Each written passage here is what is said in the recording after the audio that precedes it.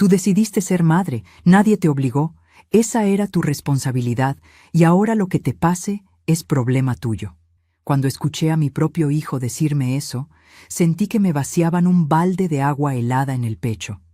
Estábamos en su sala, una tarde de martes cualquiera, pero para mí ese día se convirtió en una frontera, antes y después de esa frase. Recuerdo el murmullo del televisor de fondo, el olor del café que yo misma había preparado y la forma en que él miraba la pantalla en vez de mirarme a los ojos mientras hablaba.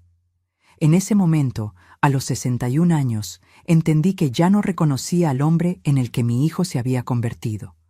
Yo soy Patricia, tengo 61 años y durante 39 de esos años mi vida giró alrededor de un solo objetivo: sostener a mi hijo.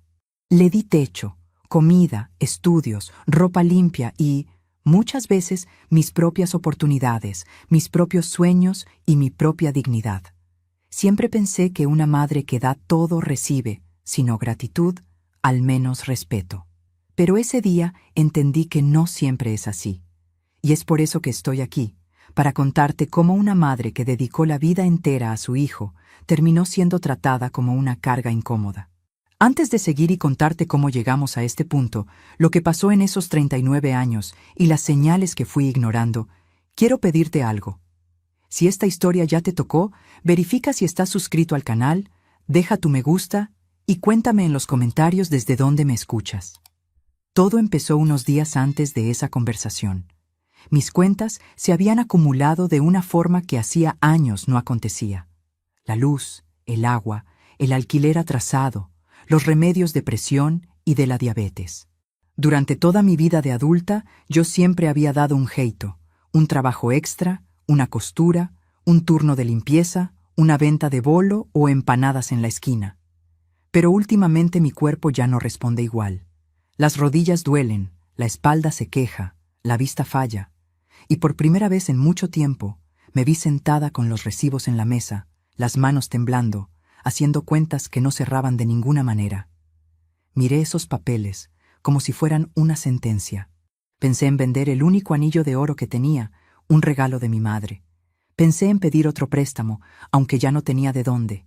Y entonces pensé en él, en mi hijo, el mismo niño por quien había trabajado noches enteras, por quien había caminado kilómetros para llevarle a la escuela, por quien había aguantado humillaciones de jefes, de dueños de casa, e incluso del padre que nos dejó. Él es mi hijo, me dije. Si hay alguien en este mundo a quien puedo pedir ayuda, es a él. No fue fácil tomar el teléfono. Lo miré unas 10 veces antes de marcar. A mi edad, pedir ayuda no es solo una cuestión de dinero. Es una cuestión de orgullo, de reconocer que una ya no puede sola. Me dolía más el orgullo que las cuentas. Al final, respiré hondo, marqué su número y esperé. Cuando escuché su voz decir, «Hola, ma», una mezcla de alivio y miedo me recorrió el cuerpo. Le pedí si podíamos hablar en persona.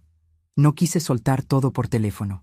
Él aceptó, un poco apurado, y dijo que pasara por su casa el martes, a las 5. Pasé el resto del fin de semana ensayando lo que iba a decir. ¿Cómo le explicas a tu propio hijo que la madre fuerte, la que siempre sostuvo todo, ahora necesita que la sostengan a ella? Es una frase que hace ruido en la garganta. El martes llegué a su casa con 15 minutos de anticipación. Vivo en un pequeño departamento alquilado en un barrio sencillo, y él vive en un condominio con portón eléctrico, autos nuevos estacionados y plantas cuidadas en la entrada. Recuerdo que mientras caminaba hacia el edificio, miraba los balcones y pensaba, todo esto, de alguna manera, también lo construí yo, porque aunque el esfuerzo haya sido de él, fue sobre mis espaldas que él pudo estudiar, trabajar tranquilo, comer bien, dormir seguro. Subí en el ascensor y sentí ese olor a desinfectante caro, a nuevo. Toqué el timbre y fue mi nuera quien abrió la puerta. Me saludó correcta, pero fría, como siempre. Nunca tuve una relación realmente cercana con ella, y quizá ese fue uno de los primeros signos que ignoré. Dijo, «Pasa, Patricia, él está terminando una reunión». Me ofreció café, me senté en el sofá, y ahí estaba él, mi hijo, con una camisa bien planchada y un reloj caro en la muñeca, hablando por videollamada con alguien de trabajo. Lo miré y por un instante vi al niño que se agarraba a mi falda cuando tenía miedo. El adolescente que me pedía dinero escondido para impresionar a sus amigos. El joven que me miró con lágrimas en los ojos cuando le compré su primer computador de segunda mano para que pudiera estudiar. Sentí una punzada en el pecho. Uno no se da cuenta del paso del tiempo hasta que ve a su propio hijo moviéndose con seguridad en un mundo que a ti siempre te fue hostil. Cuando terminó la reunión, me abrazó rápido, de esos abrazos que se dan con un brazo solo, mirando el celular con la otra mano. Preguntó cómo estaba, pero sin realmente esperar la respuesta. Yo sonreí, por costumbre, por instinto, y le dije que estaba bien, que solo quería hablar un ratito. Él se sentó en el sillón frente a mí, con el control remoto en la mano, y puso el televisor en silencio. Ese fue el momento en que casi di marcha atrás. Casi le dije que no era nada, que solo quería verlo. Casi.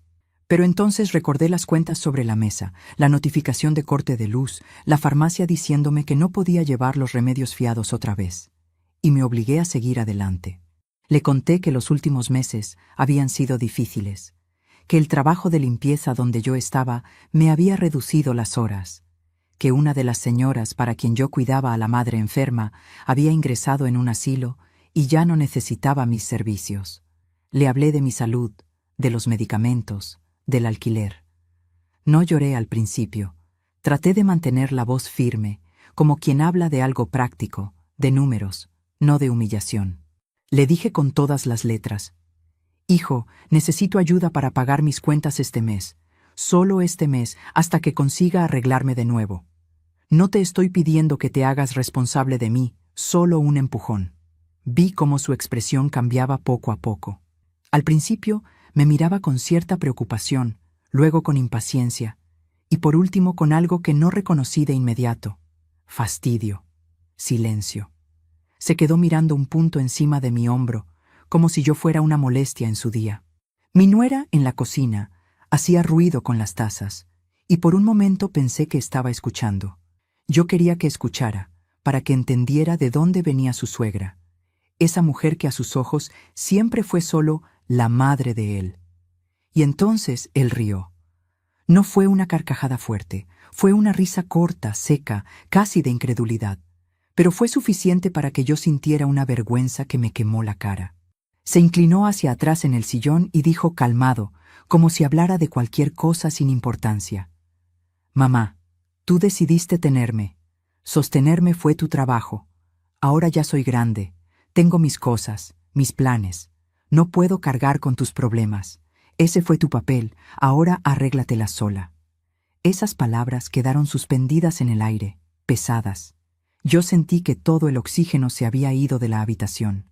Había estado preparada para un «no puedo», para un «este mes está difícil», incluso para un «te ayudo, pero poco». Pero no estaba preparada para eso.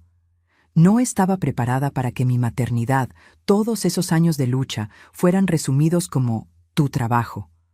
Como si hubiera sido un empleo mal pagado, del cual ahora me despedían sin derecho a nada. Lo miré fijo por primera vez, buscando en sus ojos alguna señal de que se había dado cuenta de lo que acababa de decir. Quería ver arrepentimiento, duda, algo, pero lo que vi fue una especie de impaciencia mezclada con una convicción extraña, como si él realmente creyera que estaba siendo lógico, justo. En ese instante me vinieron a la mente imágenes que no había recordado en años. Yo, a los 22, con él en brazos, caminando bajo la lluvia porque no tenía dinero para el bus. Yo, trabajando doblado turno en una fábrica, dejando a mi hijo con una vecina, rezando para que él no se enfermara mientras yo estaba lejos. Yo, firmando un papel de préstamo que no entendía bien, solo para poder comprarle los libros del colegio. Yo, acostándome sin cenar para que él pudiera repetir el plato.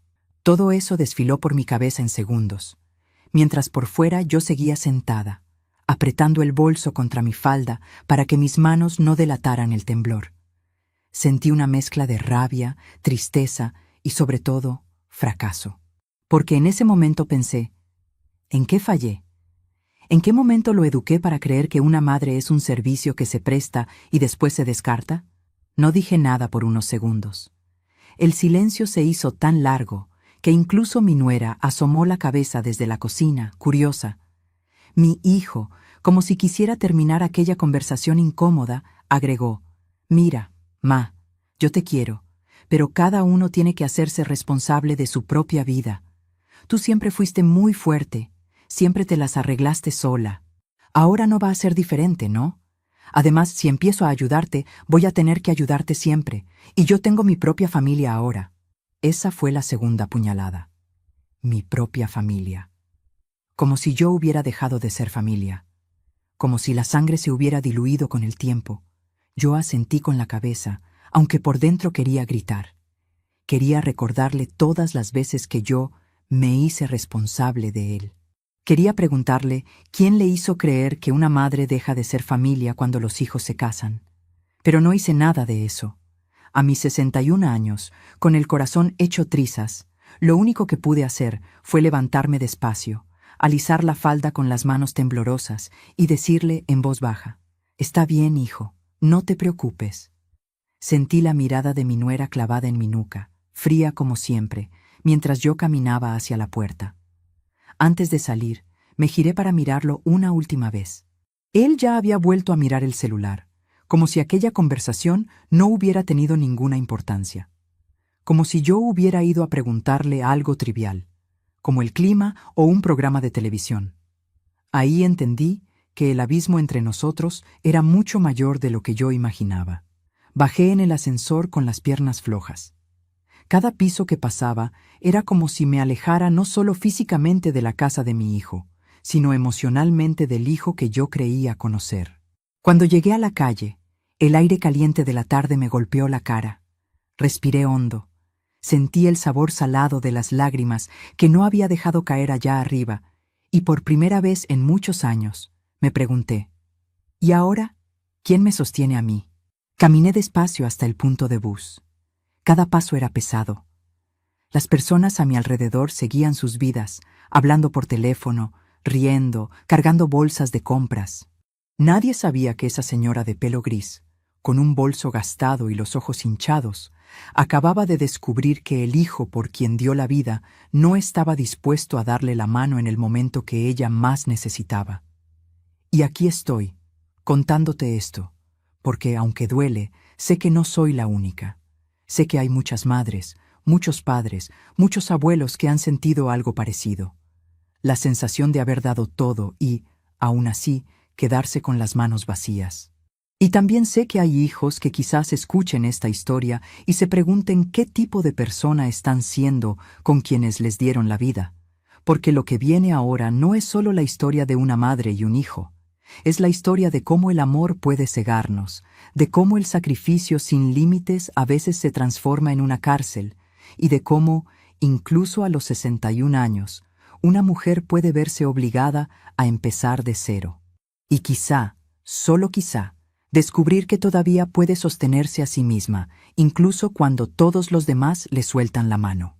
Si quiero ser honesta contigo, creo que el principio de todo no fue ese día en el sofá de mi hijo, ni tampoco cuando él se casó, ni cuando consiguió su primer buen trabajo.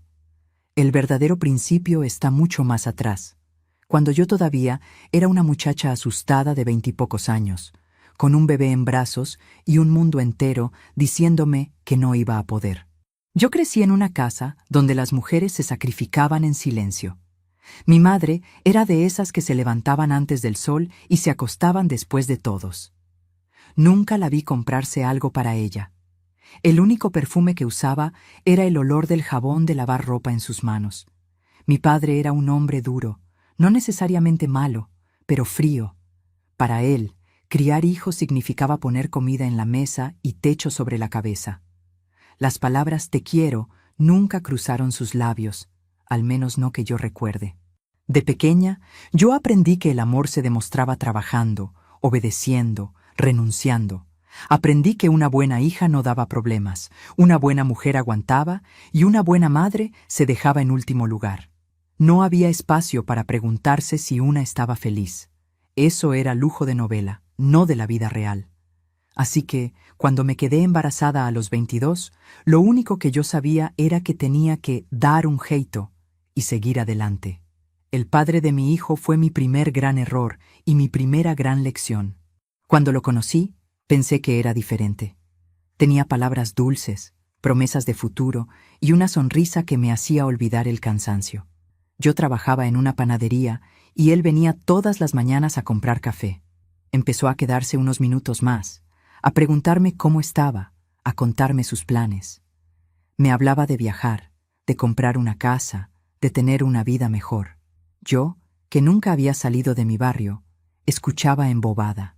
Cuando le conté que estaba embarazada, su cara cambió. Al principio dijo que estaba sorprendido, que no era el momento, que no estaba preparado. Yo, educada para cargar culpas, me apuré en decirle que no se preocupara, que si hacía falta, yo criaría al bebé sola. Y eso fue exactamente lo que él necesitó escuchar.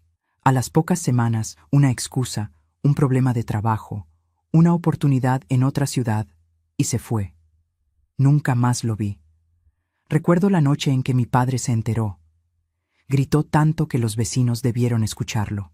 Dijo que yo había arruinado mi vida, que quién iba a querer a una mujer con hijo, que ahora cargaría con esa cruz.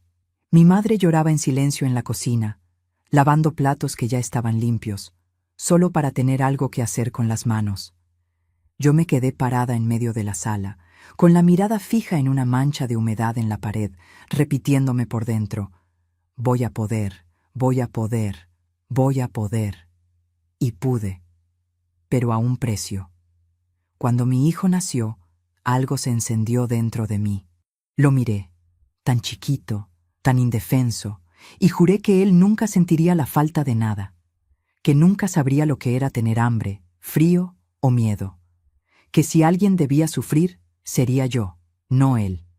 Era un juramento noble, pero también peligroso, aunque yo no lo sabía entonces. Los primeros años fueron una lucha constante.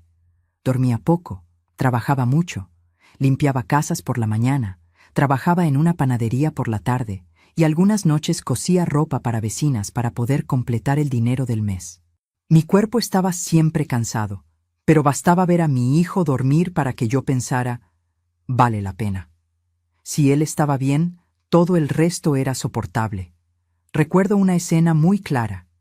Él tenía como 6 años y la escuela pidió un uniforme nuevo para una presentación. Yo no tenía dinero para comprarlo. Esa semana ya había tenido que elegir entre pagar el gas o comprar carne, y había elegido el gas. Entonces tomé una camisa vieja mía, la descosí y con mucho cuidado cosí una especie de uniforme parecido al de la foto que la maestra había mandado. Me quedé hasta las 2 de la madrugada cosiendo. A la mañana siguiente, él miró la ropa y dijo: «No es igual que la de los otros, mamá». Esa frase me atravesó, pero sonreí y le dije: «La tuya es especial, porque la hice con estas manos solo para ti».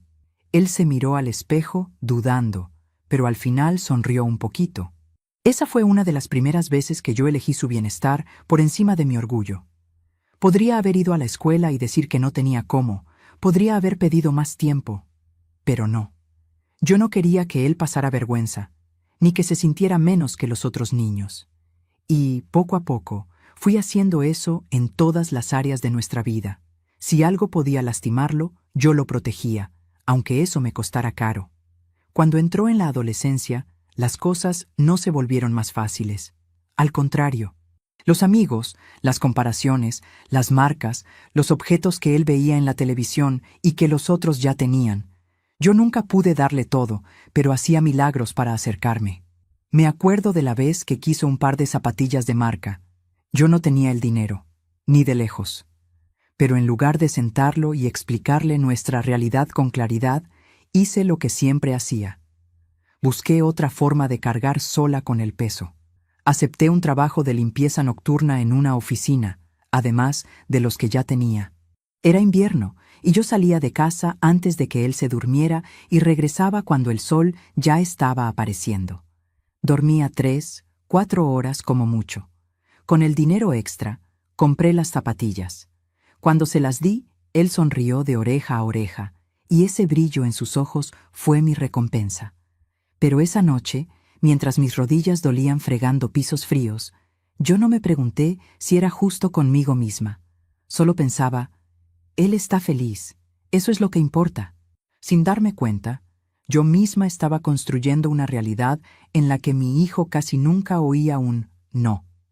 Si quería algo y yo no podía, buscaba otra forma. Vendía algo, tomaba otro trabajo, me endeudaba. Y cuando no podía de ninguna manera, disimulaba el problema para que él no sintiera el peso. Si había poca comida, yo decía que ya había comido antes.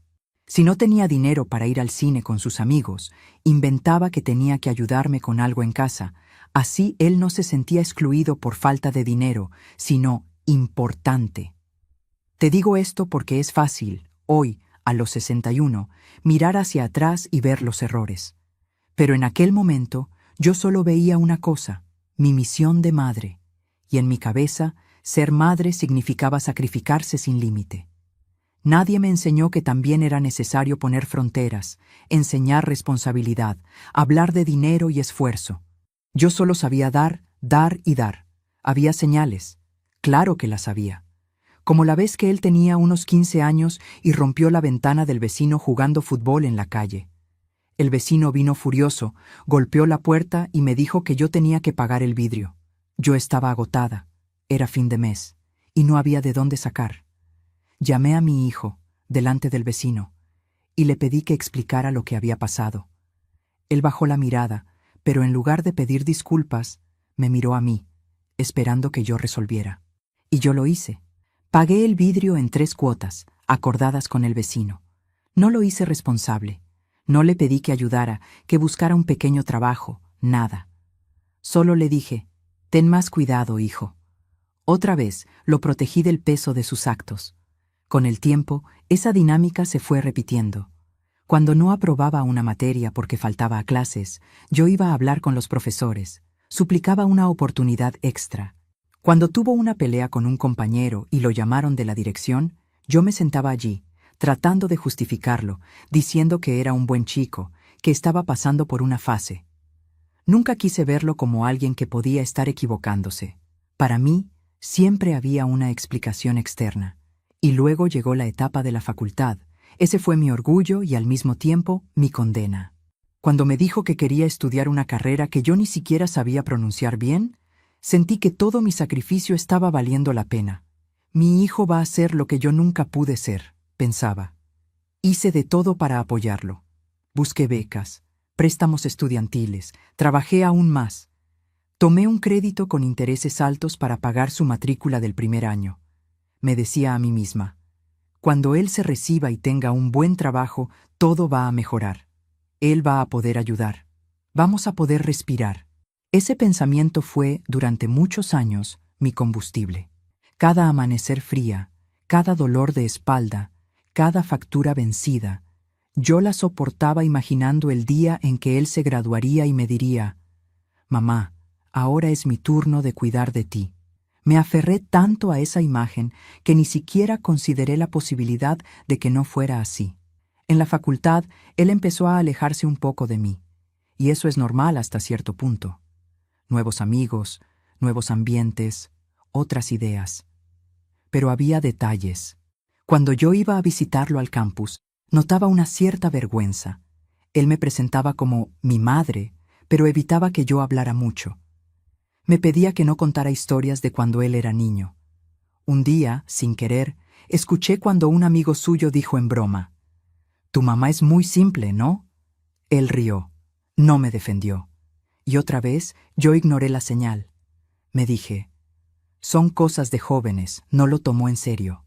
Empezó a trabajar en algo relacionado con su carrera antes de graduarse. Un trabajo de medio tiempo que pronto se convirtió en algo estable. Y yo, orgullosa, le decía a todo el mundo, «Mi hijo ya trabaja en oficina, con computador, aire acondicionado». Mientras yo seguía fregando pisos y limpiando baños. Pero no importaba, porque yo creía que estaba a punto de llegar ese momento de descanso prometido. Solo que ese descanso nunca llegó. Cuando terminó la carrera y consiguió su primer buen sueldo, lo primero que hizo fue cambiar de celular. Después, se mudó a un apartamento mejor, solo. Luego vinieron el auto, los viajes con amigos, los fines de semana fuera. No jamás me pidió ayuda, y yo, en mi orgullo de madre fuerte, tampoco se la ofrecí. Yo solo pensaba, deja que se estabilice, es joven, ya va a llegar el momento en que se va a acordar de mí, de todo lo que hice. Cuando tenga un poquito más de dinero, me va a decir, Ma, deja uno de tus trabajos, yo te ayudo. Pero cada año que pasaba, en lugar de acercarse, se alejaba más. Las llamadas eran más cortas, las visitas más espaciadas. A mí me dolía, claro, pero siempre encontraba una excusa para él. El trabajo lo absorbe. Los jóvenes hoy tienen otra vida. No quiero ser una carga, ya tiene bastante con sus cosas. Sin darme cuenta, no solo lo había acostumbrado a que yo cargara con todo, sino también a que yo justificara todo por él. Cuando conoció a la que hoy es su esposa, yo tenía la esperanza de que ella trajera más familia, más unión. Al principio, se mostraba educada, amable, pero muy pronto entendí que para ella yo era más parte del pasado de mi hijo que de su presente. Me incluían en algunas reuniones, pero siempre con un cierto aire de obligación. Yo ayudaba en la cocina, limpiaba después, llevaba algún plato preparado. Y muchas veces, sentada en una punta de la mesa, miraba cómo ellos hablaban de viajes, de inversiones, de planes futuros, y me sentía como una extra en la película de la vida de mi propio hijo. Y aún así, yo seguía sosteniéndolo emocionalmente. Cuando él tenía algún problema en el trabajo, me llamaba para desahogarse. Yo lo escuchaba, le daba consejos, le recordaba lo capaz que era. Si discutía con la novia, también me llamaba. Yo siempre estaba disponible para escucharlo, sin importar si eran las 11 de la noche o las 6 de la mañana. Él sabía que, si llamaba, yo atendería. Y eso también es una forma de sostener a alguien. Ser el lugar al que siempre puede volver cuando todo lo demás falla. Te cuento todo esto para que veas cómo, poco a poco, durante 39 años, yo fui construyendo con mis propias manos la jaula en la que me encerré. Una jaula hecha de amor, sí, pero también de miedo. Miedo a que él sufriera, miedo a que me rechazara, miedo a que un día me dijera exactamente lo que me dijo. Ese fue tu trabajo. Porque si te soy sincera, no fue solo él quien me puso en el papel de trabajadora de su vida. Fui yo misma quien se metió ahí, quien firmó ese contrato invisible sin fecha de término. La primera vez que me di cuenta de que algo estaba muy mal fue unos meses antes de aquel martes en que fui a su casa a pedir ayuda. Fue un día en que me desmayé en el trabajo. Había estado sintiendo mareos, pero los ignoré. Tenía miedo de ir al médico y que me dijeran que no podía trabajar más. Porque, en mi mente, si yo no trabajaba, ¿qué quedaba de mí? Me llevaron al hospital, me hicieron unos exámenes y el médico fue claro. Señora, usted no puede seguir con ese ritmo. Su presión está alta, su azúcar también. Tiene que disminuir el esfuerzo físico. Salí del hospital con una bolsa de medicamentos y una recomendación imposible. Descanse. ¿Cómo iba a descansar si era el único pilar de mi propia vida? Volví a casa con la cabeza dando vueltas. Y esa noche me senté frente a la mesa de la cocina con todas las cuentas encima. Por primera vez, la idea de pedir ayuda a mi hijo no me pareció una opción lejana, sino una necesidad. Ahí empecé a recordar cada pequeño momento en que lo había puesto a él por encima de mí. Cada "no te preocupes" que le dije mientras por dentro yo estaba ahogándome. Cada "yo me arreglo" cuando en verdad no sabía cómo me iba a arreglar. Y una pregunta empezó a tomar forma, aunque al principio me daba vergüenza pensarla. ¿Será que él sabe realmente todo lo que hice por él? ¿O será que yo lo protegí tanto que lo desconecté de mi realidad?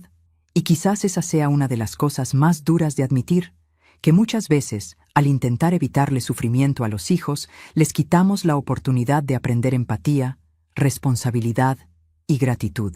Cuando finalmente tomé el teléfono para marcarle, ya venía con toda esa carga encima. No fue solo una madre pidiendo ayuda económica, fue una mujer exhausta, una niña herida, una adulta mayor asustada, todas juntas, enfrentándose a la posibilidad de oír un "no" del único ser en el mundo por el que siempre lo dio todo. Lo que no imaginaba era que no iba a escuchar solo un no, sino algo mucho más profundo, la confirmación de que para él todo lo que hice había sido apenas mi trabajo.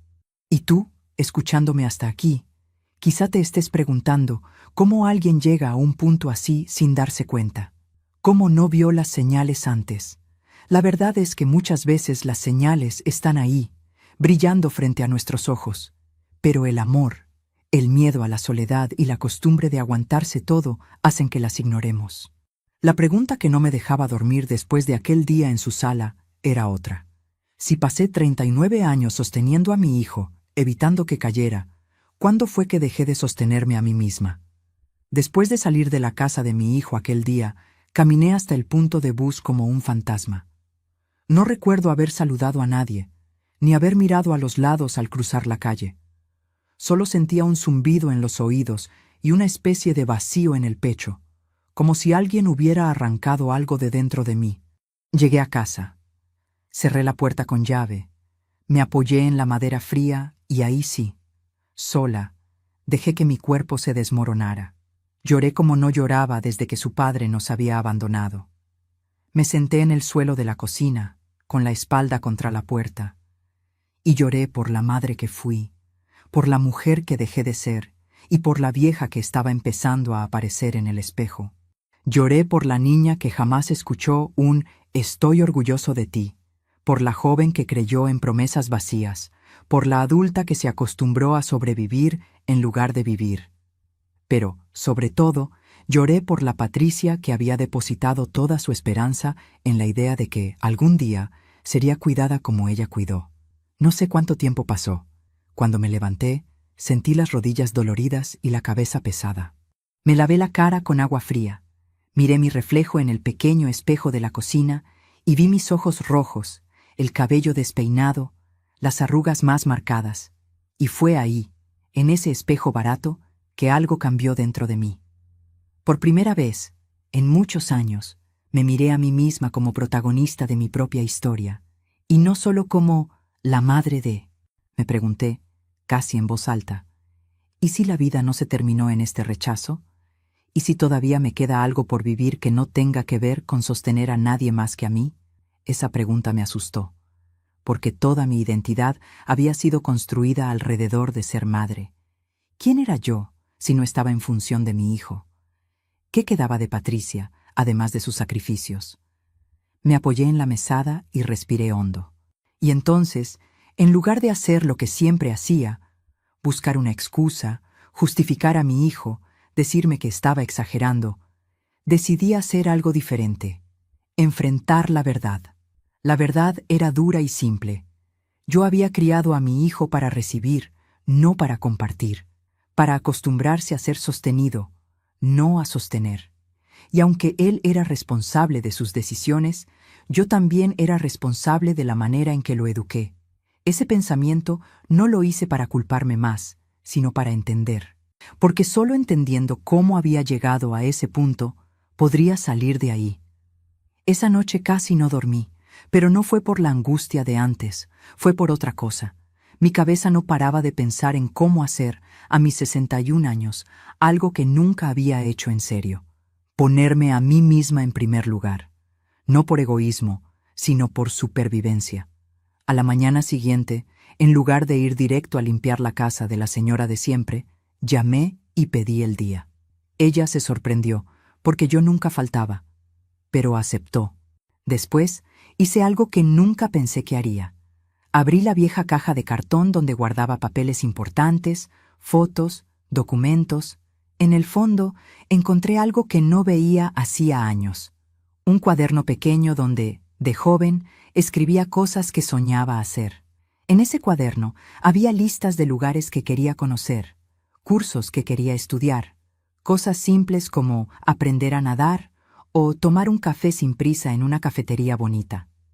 Lo abrí con cuidado, como si fuera un tesoro. Mis manos temblaban al pasar las páginas, viendo una versión de mí misma que había existido antes de ser engullida por la maternidad y las deudas. Una frase, escrita con mi letra apurada de los 20 años, me golpeó particularmente. A los 60 quiero estar tranquila sin tener que matar un león por día. Sonreí amarga. Tenía 61 y seguía peleando con leones, ahora más grandes y con menos fuerza.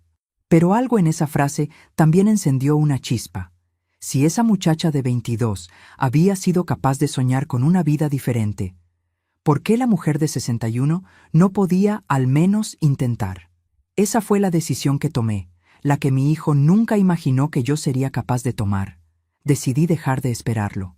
Decidí dejar de vivir esperando el momento en que él viniera a salvarme. Decidí, aunque tarde, salvarme yo. Salvarme yo no significaba romper la relación, tirar todo a la basura, dejar de hablarle. No se trataba de venganza ni de orgullo. Se trataba de algo mucho más profundo. Dejar de depender emocional y mentalmente de la idea de que él era mi única salida. Pero claro, soñar con eso es una cosa, hacerlo, a mi edad, con las cuentas acumuladas y la salud frágil, era otra muy distinta. Yo no podía simplemente decir, a partir de ahora vivo para mí, y listo. Tenía que enfrentar la realidad dura, el alquiler, las facturas, los remedios. Entonces, hice algo que para muchos puede parecer pequeño, pero para mí fue gigante. Pedí ayuda, pero no a mi hijo. Fui a la parroquia del barrio y hablé con el padre. Le conté, con vergüenza, parte de lo que estaba pasando. No todos los detalles, pero lo suficiente. Él me escuchó con calma y me habló de un grupo de apoyo para personas mayores que se reunía allí una vez por semana. Dijo que tal vez me haría bien escuchar y ser escuchada. Acepté ir, más por no contradecirlo que por convicción. Nunca había tenido realmente amigos con quien compartir mis cosas. Siempre estaba ocupada trabajando o cuidando de alguien. El día del grupo, llegué tímida, con las manos apretando el bolso. Había unas 10 personas, todos mayores, cada uno con su historia de pérdidas, decepciones, enfermedades. Al principio me quedé callada, solo escuchando. Una señora contó cómo sus hijos se habían ido a otro país y casi no llamaban. Un señor habló de cómo, después de jubilarse, se sentía invisible. Escuchando a cada uno, me di cuenta de que mi dolor, aunque único en sus detalles, no era exclusivo. Había un hilo en común. Todos, de alguna forma, habían sido dejados de lado por las personas por las que más habían hecho. Cuando fue mi turno, las palabras salieron solas. Conté que había sostenido a mi hijo hasta los 39 años, que había trabajado como una mula para que él tuviera una vida mejor, y que en el día que le pedí ayuda, me dijo que ese había sido mi trabajo. Algunos bajaron la mirada, otros negaron con la cabeza indignados. Una señora se me acercó al final y me dijo, «Yo escuché algo parecido de mi hija una vez. No sabes cuánto te entiendo». Ese «te entiendo» fue como un abrazo en el alma. Ese grupo no pagaba mis cuentas, pero me dio algo que yo no sabía que necesitaba, espejo. Verme reflejada en otras historias me ayudó a entender que no era una falla individual mía como persona, sino un conjunto de circunstancias, creencias y decisiones. Y, sobre todo, me dio algo que hacía mucho no sentía: compañía. Con esa pequeña red de apoyo empecé a pensar de forma más práctica. Fui a la asistencia social del barrio para saber si tenía derecho a algún beneficio por mi edad y mi situación de salud. No era mucho, pero cualquier cosa ayudaba. También hablé con una de las señoras para quienes yo limpiaba la casa y le pregunté si conocía algún trabajo más ligero que pudiera hacer, algo que me permitiera seguir generando ingresos sin destruir mi cuerpo. Ella, curiosamente, fue quien me dio una idea que jamás se me habría ocurrido sola. Me dijo, «Patricia, tú cocinas muy rico. Cada vez que traes algo, todos en casa se pelean por el último pedazo. ¿Por qué no empiezas a vender comida casera por encargo?» Al principio me reí. Yo, a mi edad, empezar un negocio. Sonaba ridículo, pero esa palabra, negocio, se me quedó dando vueltas en la cabeza. Esa noche, en mi cocina pequeña, agarré un papel y un bolígrafo y empecé a anotar recetas que la gente siempre elogiaba. Empanadas, tortas saladas, sopas, dulces. Pensé en mis manos, cansadas pero aún firmes cuando cocinaban. Pensé en cómo, a pesar de todo, siempre me había gustado preparar comida para otros. Siempre lo hice por amor, nunca por dinero. ¿Y si ahora hacía ambas cosas? No te voy a mentir. Tenía miedo. Miedo de fracasar, de hacer el ridículo, de que nadie comprara. Pero tenía aún más miedo de seguir esperando algo de mi hijo, que tal vez nunca llegaría. Así que, al día siguiente, con la ayuda de una vecina más joven que sabía usar bien el celular, sacamos fotos de algunos platos que yo preparé y ella los publicó en los grupos del barrio, ofreciendo comida casera de Patricia, por encargo. El primer día no pasó nada. El segundo, tampoco. Al tercero, una mujer del grupo de la iglesia hizo un pedido pequeño. Quería una torta salada para una reunión. La preparé con una mezcla de nervios y cariño. Cuando la entregué, mis manos sudaban. Ella me pagó en efectivo, y ese dinero, aunque no era mucho, significó más que muchos sueldos que cobré en la vida. Era la primera vez que yo sentía que estaba produciendo algo que venía de mí, de mi talento, no solo de mi fuerza bruta. Con el tiempo, los pedidos fueron creciendo. Poco a poco, dejé uno de los trabajos de limpieza más pesados y lo reemplacé por la cocina. No te voy a pintar un cuento de hadas. Seguía siendo duro, seguía siendo justo, seguía siendo vida real. Pero, por primera vez, el esfuerzo venía acompañado de una sensación de dignidad diferente. No estaba solo sobreviviendo. Estaba creando algo mío. Y en medio de todo eso, mi relación con mi hijo se enfrió. Dejamos de hablarnos tanto. Él no me llamaba, y yo, por primera vez, no corría detrás. Si quería saber de mí, que llamara. Algunos días dolía, otros días dolía menos. Fui aprendiendo a ocupar mi mente con otras cosas. Las recetas, el grupo de apoyo, las pequeñas victorias de cada fin de mes, en que las cuentas, con mucho sacrificio, se pagaban sin que yo tuviera que arrodillarme ante nadie. Un día, unos meses después de aquella tarde en su sala, recibí un mensaje suyo. Era corto. Ma, hace tiempo que no sé de ti. ¿Estás bien? Me quedé mirando la pantalla, pensando en todas las respuestas posibles. Podía soltar todo lo que llevaba acumulado.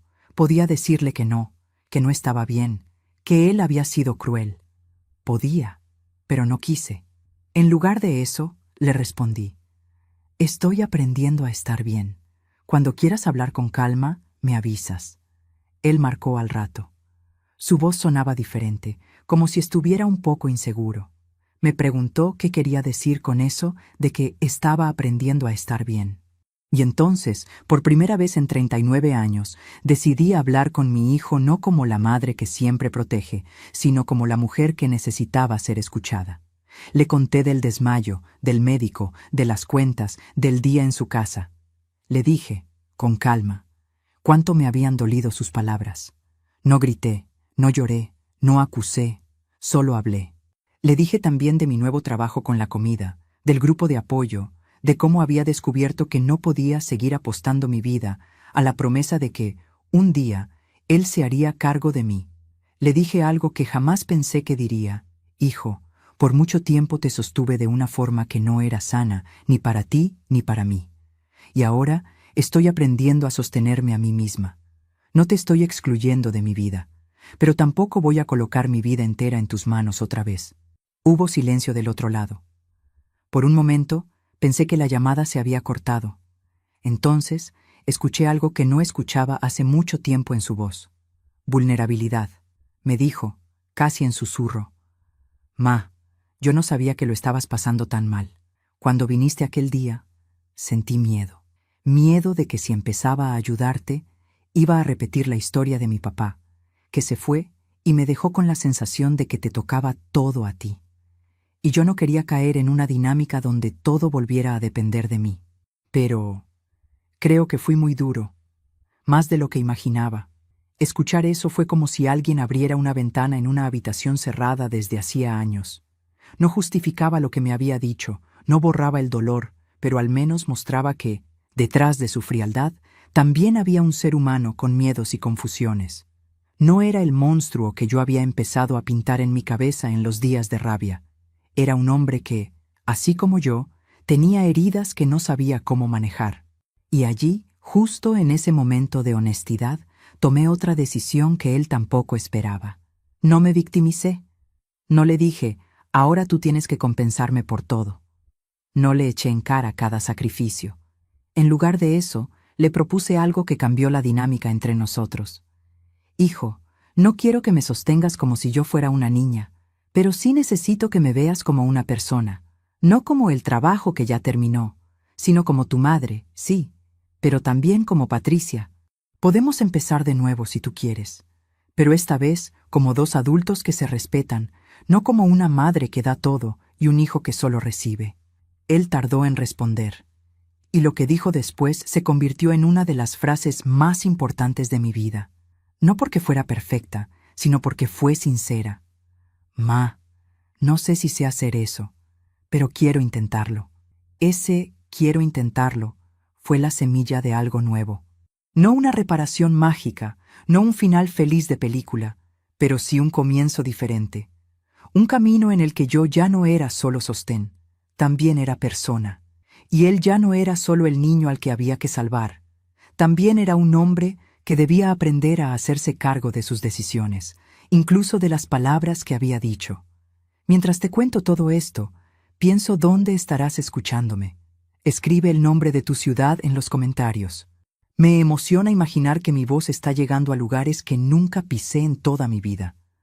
Porque, al final, lo que esta historia me enseñó, y lo que quiero compartir contigo, es que nunca es tarde para mirarte al espejo y preguntarte, ¿quién soy yo, fuera de los papeles que los demás esperan que yo cumpla? Y aunque la respuesta duela, aunque implique empezar de nuevo a los 61, todavía puede ser el comienzo de una vida más honesta contigo misma. La primera vez que volví a ver a mi hijo después de aquella conversación por teléfono, fue como si el tiempo se detuviera por unos segundos. No fue en una fiesta, ni en una fecha especial. Fue un sábado cualquiera, a media tarde. Él me llamó unos días antes y me dijo, «Ma, ¿puedo pasar por tu casa el sábado? Quiero probar esas empanadas de las que me hablaste». Su tono tenía algo diferente, una mezcla de timidez y curiosidad, como si estuviera dando un paso en territorio desconocido. Esa llamada, que para cualquiera podría ser algo simple, para mí significó un pequeño terremoto. Por primera vez en muchos años, no fui yo quien se movió hacia él. Fue él quien dio el paso hacia mí. Colgué el teléfono y me quedé un rato mirando la pared, sintiendo una emoción rara, una mezcla de alegría, nervios y miedo. ¿Qué iba a encontrar en sus ojos cuando nos viéramos?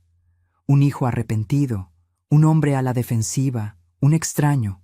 El sábado me levanté más temprano de lo normal. Mi casa es sencilla, pero ese día la miré con otros ojos. No como el lugar donde yo llegaba agotada después de trabajar, sino como mi espacio, mi mundo. Barrí, ordené, abrí las ventanas para que entrara la luz. Preparé las empanadas con calma, sin esa sensación de apuro que siempre me acompañó en la vida. Era como si cada movimiento, amasar, rellenar, cerrar las puntas con el tenedor, fuera una forma de poner en orden también mis pensamientos. Mientras cocinaba, recordé los años en que él era pequeño y yo le preparaba sus comidas favoritas, viendo cómo se le iluminaban los ojos. En aquel entonces, cocinar era solo una obligación más, una tarea en la lista interminable del día.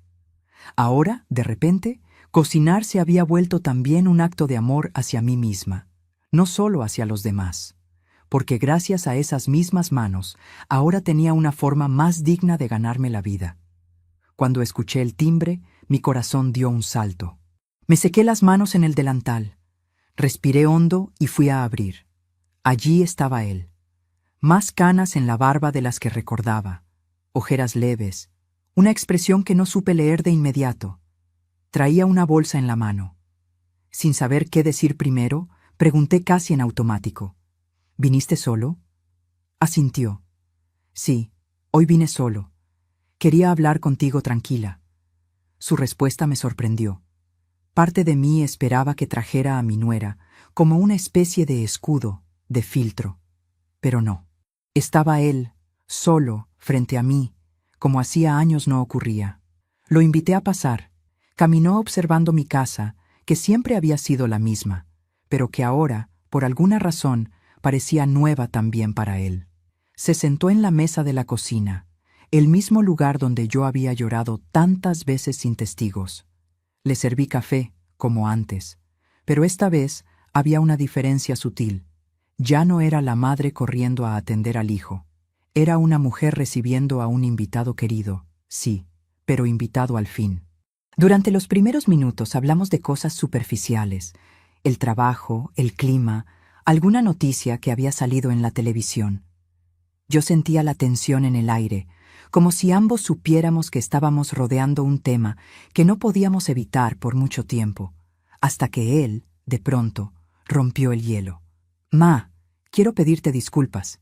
Así, sin rodeos. Noté que sus manos jugaban con la asa de la taza, nerviosas. «He estado pensando mucho en lo que te dije aquel día, lo de «ese fue tu trabajo». Hizo una pausa, tragó saliva. «Me avergüenza, ¿sabes?» Fue una frase cruel. «Y no te la merecías». Sentí un nudo en la garganta, pero no hablé. Lo dejé continuar. «Crecí escuchando que tú podías con todo, que eras fuerte, que no necesitabas de nadie. Tú misma me lo mostrabas. Cuando faltaba dinero, tú te las arreglabas. Cuando tenías problemas, no me los contabas. Yo crecí con la idea de que tú eras una especie de roca que nunca se rompe. Y cuando me pediste ayuda, me asusté. En mi cabeza, eso significaba que el mundo estaba al revés, que ahora iba a ser yo el que tenía que sostener todo. Y no supe qué hacer con ese miedo. Lo escondí detrás de esa frase horrible. Escuchar eso fue como si alguien pusiera en palabras algo que yo no había querido ver. Yo misma había ayudado a crear esa imagen de roca invencible. Nunca le mostré mis grietas, mis cansancios, mis miedos.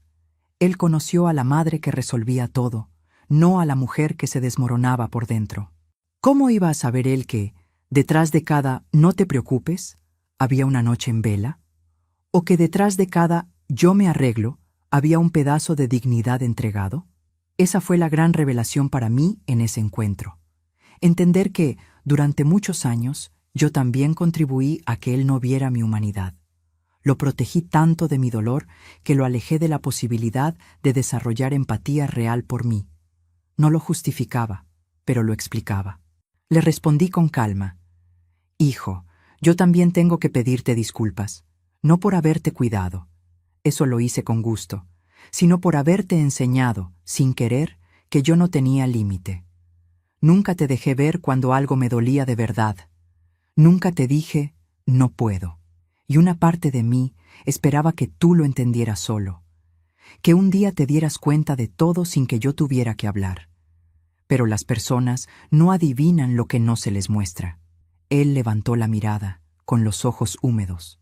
«A veces pienso», dijo, «que tú fuiste tan madre que te olvidaste de ser persona.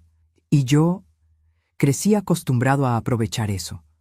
Esa frase, dicha con honestidad, me dolió y me sanó al mismo tiempo, porque resumía lo que yo nunca me había permitido admitir en voz alta, que, al negarme a mí misma como persona, había enseñado a los demás a hacer lo mismo. Nos quedamos un rato en silencio. El único sonido era el de la calle entrando por la ventana. Entonces, él abrió la bolsa que había traído. Dentro había algunas cosas, una cajita con remedios que yo usaba, una carpeta de papeles y un sobre. «Estuve revisando mis finanzas esta semana», dijo. «Y quiero ayudarte, Ma. No por culpa, ni por obligación, ni porque es mi trabajo ahora. Quiero ayudarte porque eres mi madre y porque te quiero. Estuve hablando con mi esposa y... Bueno, fue una conversación difícil, pero llegamos a un acuerdo. Cada mes, a partir de ahora, voy a transferirte una cantidad fija. No es caridad. Es una forma de estar presente. Y quiero que lo veas así». Miré el sobre, sin tocarlo al principio. Sentí el viejo reflejo asomarse. El impulso de decir, «No hace falta, yo me arreglo». Pero respiré hondo y recordé la promesa que me hice a mí misma. Dejar de cargar todo sola por orgullo. «Voy a aceptar», le dije. pero con una condición. Él sonrió, un poco sorprendido. Sabía que venía con condición. A ver, la condición es que esto no sea un contrato de silencio. Que no creas que, por darme dinero, ya no necesitas darme tiempo, palabras, presencia. No quiero que esto sea una forma de calmar tu conciencia. Quiero que sea parte de una relación nueva, más honesta. Quiero que, cuando vengas a verme, no vengas solo a traerme cosas, sino a traerme a ti. Se quedó mirándome unos segundos, y luego asintió, serio. Trato hecho. Comimos las empanadas hablando de cosas simples. Me preguntó más sobre mi pequeño negocio, sobre mis clientes del barrio, sobre el grupo en la iglesia. Por primera vez sentí que me veía no solo como mamá que cocina, sino como una mujer que había creado algo propio, incluso tarde. Cuando se fue, me abrazó distinto. No fue ese abrazo apurado de siempre. Fue un abrazo que reconocía, de alguna manera, mi fragilidad. Después de que se fue, me senté en la cama y abrí el sobre. Había dinero, sí, pero también algo más, una nota corta, escrita con su letra.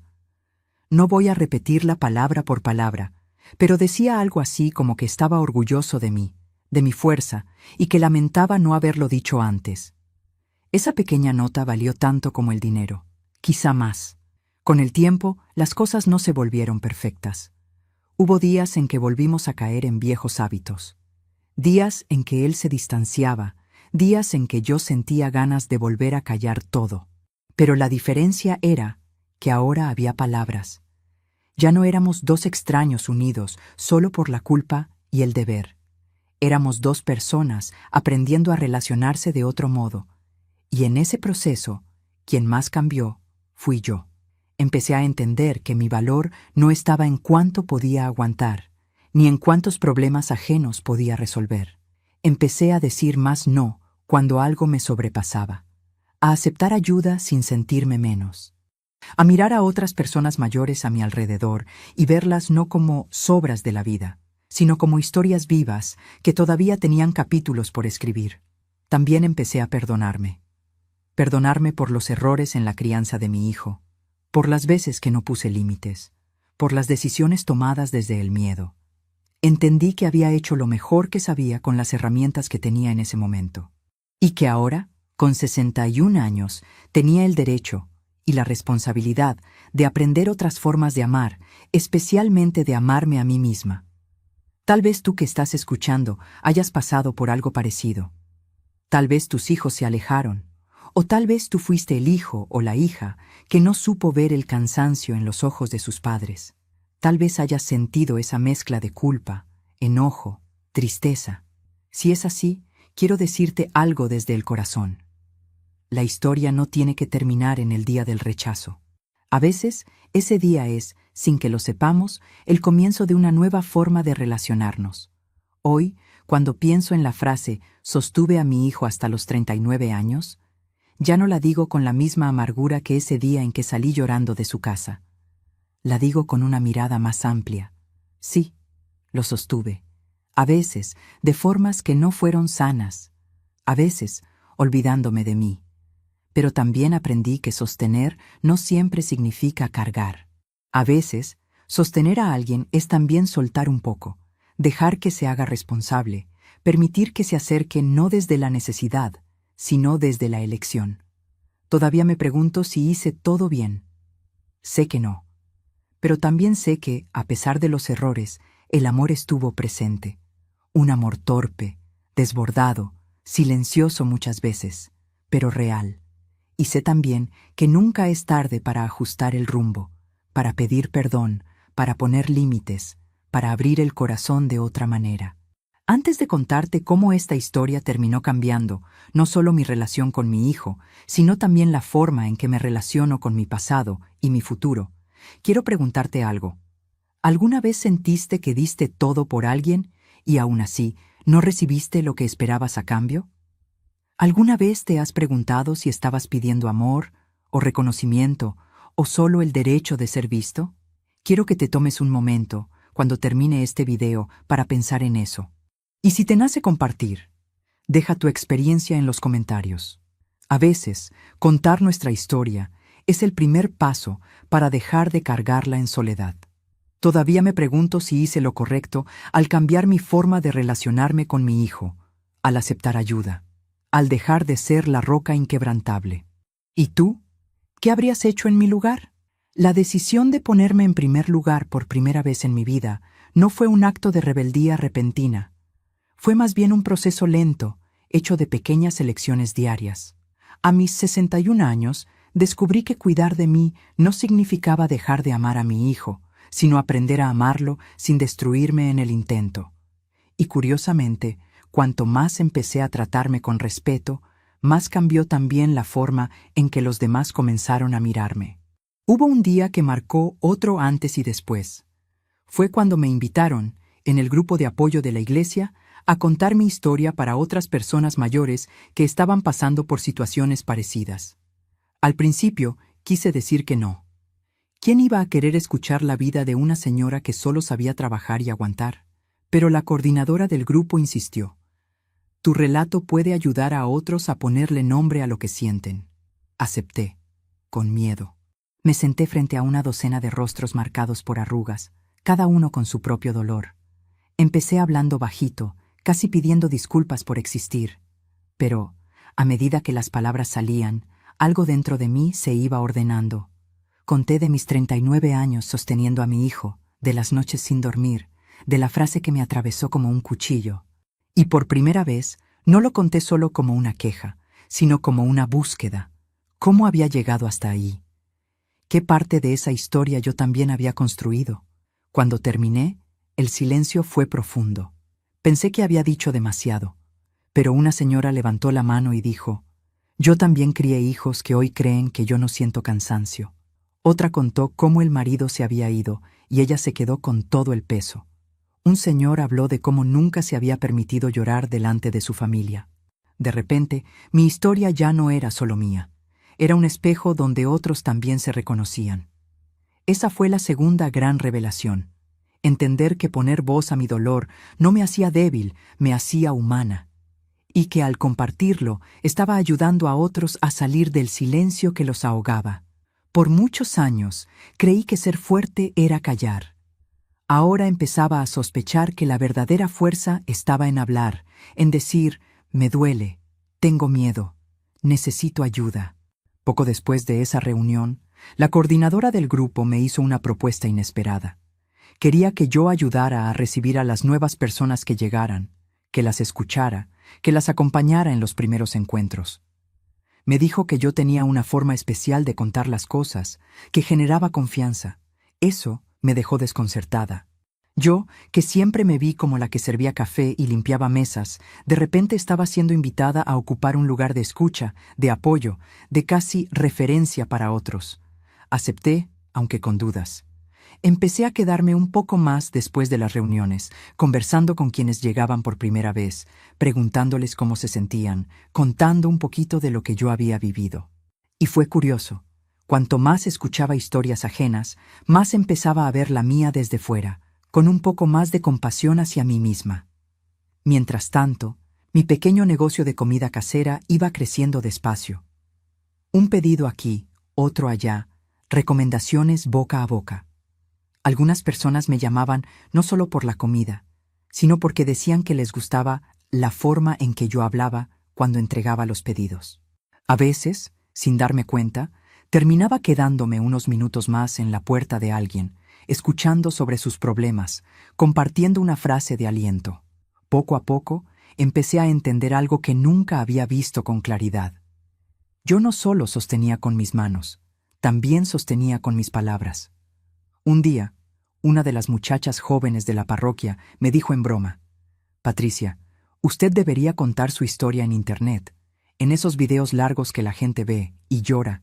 Yo me reí, imaginando a una mujer mayor como yo hablando frente a una cámara. Pero la idea se quedó rondando.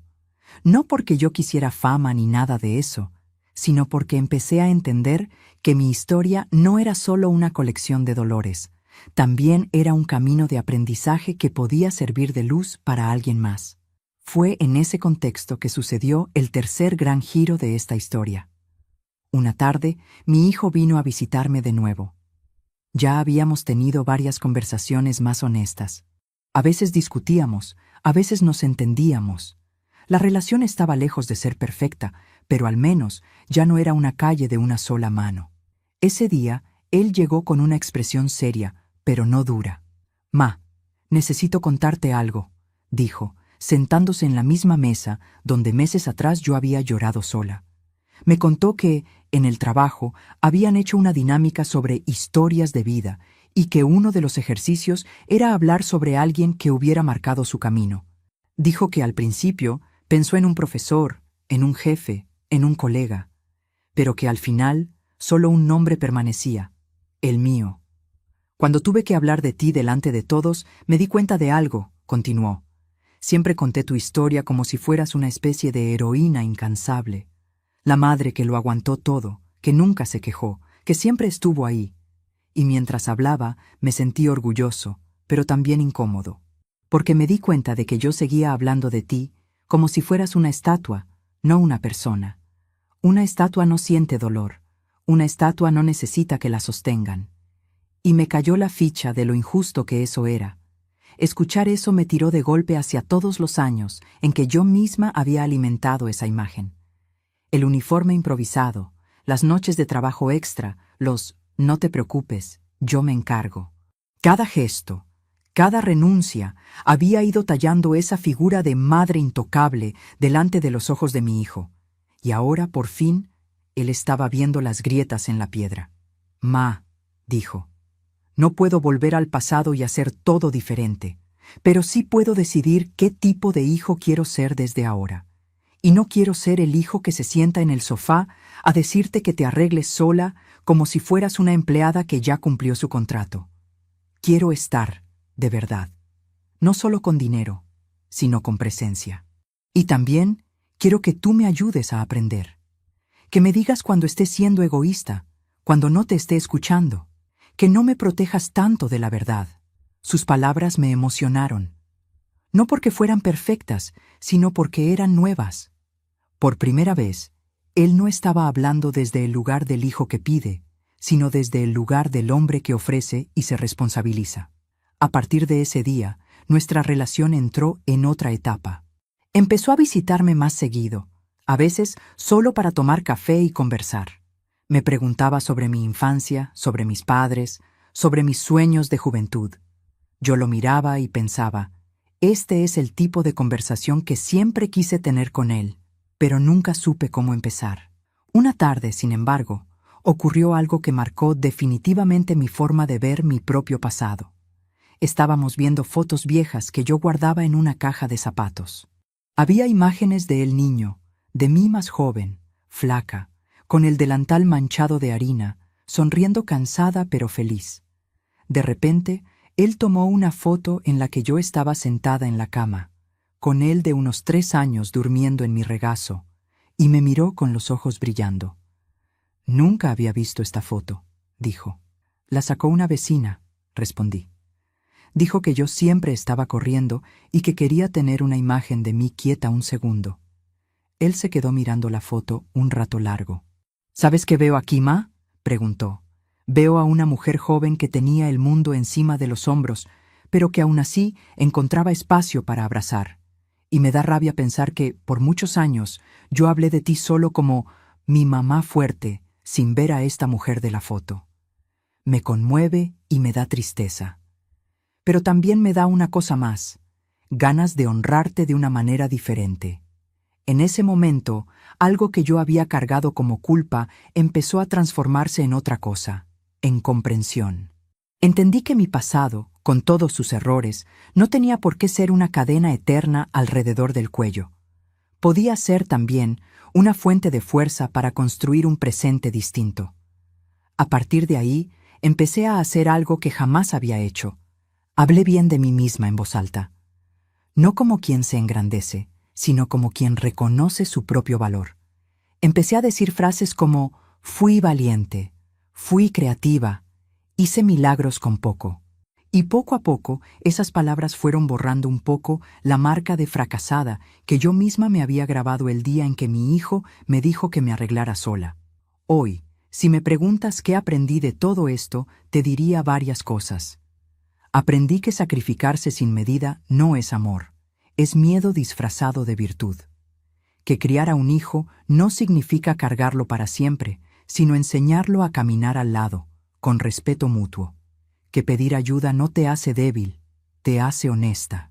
Y, sobre todo, aprendí que nunca es tarde para volver a mirarte al espejo y reconocer a la persona que siempre estuvo ahí, detrás de todos los papeles que te tocó desempeñar. Si has llegado hasta aquí, quiero decirte algo mirando directamente a tu corazón.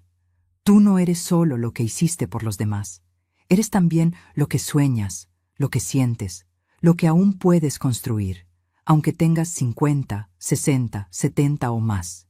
No dejes que nadie, ni hijos, ni pareja, ni familia, ni sociedad, te convenza de que tu valor se terminó cuando dejaste de ser útil. Ahora quiero pedirte una cosa.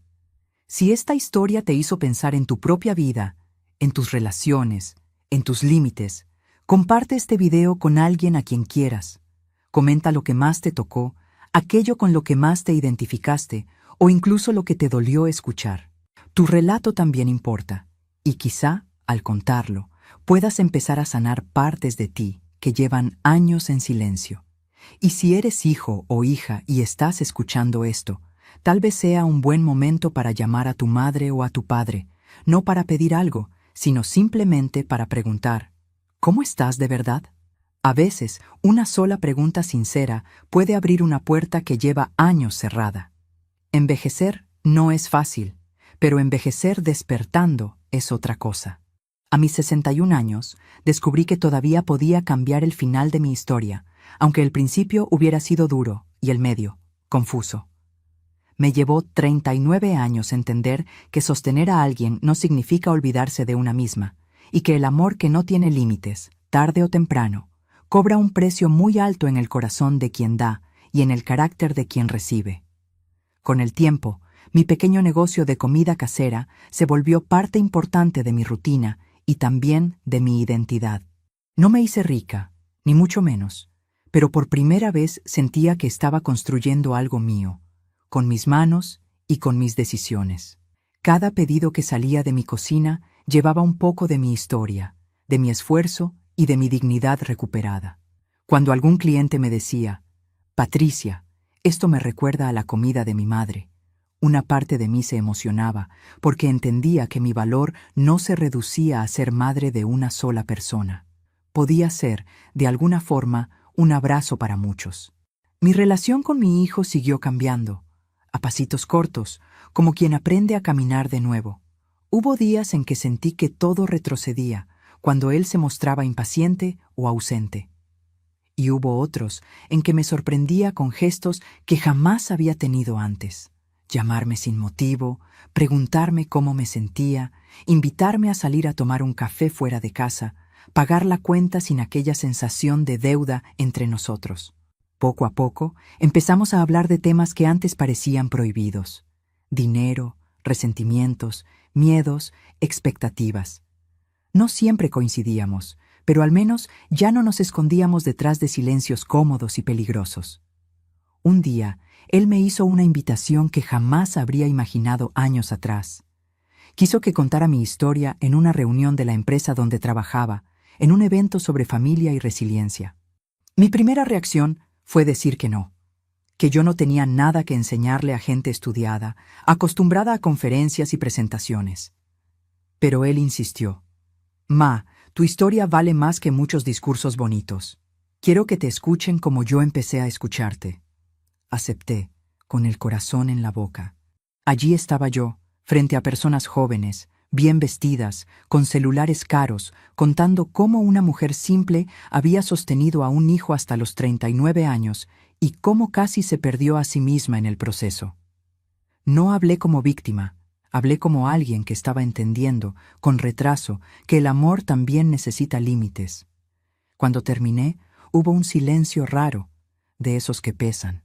Después, una muchacha se acercó con los ojos llenos de lágrimas y me dijo que, al escucharme, se dio cuenta de cómo trataba a su propia madre, siempre exigiendo y nunca preguntando si ella estaba cansada. En ese momento, comprendí que mi historia, tan marcada por el dolor, también podía ser puente de reconciliación entre otros. Si me preguntas cuál fue el mayor aprendizaje de todo este camino, te diría que fue este: nadie nace sabiendo amar bien, ni los padres ni los hijos. Todos vamos aprendiendo en el choque entre lo que necesitamos y lo que podemos dar. Yo amé a mi hijo de la única forma que sabía, dándolo todo, sin medida. Él, por su parte, creció creyendo que ese todo era natural, casi obligatorio. Solo cuando la vida me obligó a parar, enfermar, pedir ayuda, pudimos ver las grietas de ese modelo y empezar a construir otro, más honesto, menos idealizado y mucho más humano. Tal vez, en el fondo, esta no sea una historia sobre traición, sino sobre despertar. El día en que mi hijo me dijo: «Ese fue tu trabajo, ahora arréglatela sola», fue sin duda uno de los más dolorosos de mi vida. Pero también fue el golpe que derrumbó la imagen falsa que yo tenía de mí misma y de nuestra relación. Me obligó a mirarme no solo como madre, sino como mujer, como persona que también tiene derecho a cansarse, a pedir, a equivocarse, a empezar de nuevo. Y obligó a mi hijo a verme fuera del pedestal cómodo donde él me había colocado, para reconocer que yo también necesitaba ser sostenida, no solo en lo económico, sino en el afecto, en el respeto, en la atención. Hoy no te voy a decir que todo es perfecto. Mi hijo sigue siendo un hombre con sus defectos, sus prisas, sus egoísmos. Yo sigo siendo una mujer con mis culpas, mis miedos y mis cicatrices. Pero ya no vivo esperando que él me salve, ni él vive creyendo que yo puedo con todo. A veces discutimos, a veces no nos entendemos. Sin embargo, ahora tenemos algo que antes faltaba: la voluntad de volver a la mesa, sentarnos y hablar. Eso, para mí, a esta altura de la vida, vale oro. Si tú, que has escuchado mi historia hasta aquí, te reconoces en alguna parte, como madre, como padre, como hijo, como hija, quiero dejarte una reflexión. Nunca es tarde para revisar la forma en que te relacionas con quienes amas. Nunca es tarde para pedir perdón, para poner límites, para decir: «aquí me duele». Nunca es tarde, tampoco, para empezar a cuidarte de un modo más amable, aunque el mundo te haya enseñado que tu valor está solo en lo que haces por otros. Quiero invitarte a que uses los comentarios para compartir lo que esta historia movió dentro de ti. ¿Te sentiste más del lado de la madre que dio todo, o del hijo que no supo ver el cansancio? ¿Qué conversación pendiente te vino a la mente mientras me escuchabas? A veces, escribir unas pocas líneas es el primer paso para abrir un diálogo que llevas años posponiendo. Y, por último, si esta historia te tocó, si te hizo pensar, si te arrancó una lágrima o te trajo el rostro de alguien a la memoria, te pido que la compartas. Tal vez haya otra Patricia por ahí, sentada sola frente a una mesa llena de cuentas y recuerdos, creyendo que su vida terminó el día que la desilusionaron. Y tal vez, escuchando esto, ella también descubra que, aunque la edad pese y el cuerpo duela, todavía está a tiempo de sostenerse a sí misma con un poco más de amor y de respeto. Gracias por quedarte conmigo hasta el final. Ahora te pregunto a ti, después de escuchar todo esto, ¿qué es lo primero que sientes que necesitas hacer por ti mismo, hoy, no mañana?